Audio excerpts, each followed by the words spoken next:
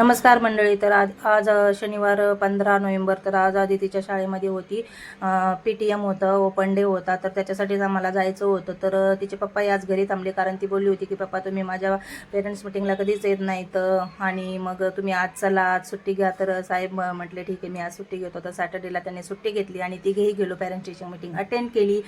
छान तिचे पेपर बघितले. पेपरमध्येही खूप छान तिने लिहिलं होतं. साहेबांनी पहिल्याच वेळेस पेपर बघितले तिचे, कारण ती कधीही नसतात. सॅटर्डेला मिटिंग असते आणि ते कधीही येत नसतात, कारण त्यांना तेव्हा ऑफिस असतं. तर मीच जात असते. तर ते पेपर वगैरे बघितले. छान तिचा प्रोग्रेस होता. टीचरही म्हटली की तिचं काही नसतं, ती व्यवस्थित करते, सगळी व्यवस्थित अभ्यास वगैरे करते. तर बाहेर असं सायन्स एक्झिबिशन लावलं होतं, मुलांनी लावलं होतं. छान छान प्रोजेक्ट्स होते तिथं, ते बघितले. इथं मुली मराठी गाणं गात होत्या आणि तो मुलगा विठ्ठल बनला होता, तेही थोडंसं ऐकलं. आदिती आणि तिचे फ्रेंड दोघीजणी तिथं थोड्याशा फिरल्या इकडे तिकडे. मग नंतर निघालो आम्ही घरी यायला. तर येतानाच ती म्हणते की आई आज मला खूप भूक लागली आणि मग गरमागरम पोहे बनव, मला पोहे खायची खूप इच्छा होत आहे. तर म्हटलं ठीक आहे, चल घरी गेलो अगोदर पोहे बनवते.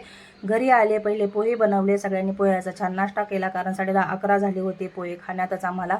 नंतर लगेचच मी स्वयंपाक करायला घेतला, कारण म्हटलं आता खूप उशीर झाला आणि स्वयंपाक होता 12-12:30 होतील. तर रात्री छोले भिजत घातले होते. तर छोल्याची भाजी केली, वरण भात चपाती आणि सलाड असं होतं दुपारच्या जेवणामध्ये. कसं वाटलं ते नक्की सांगा. बाय.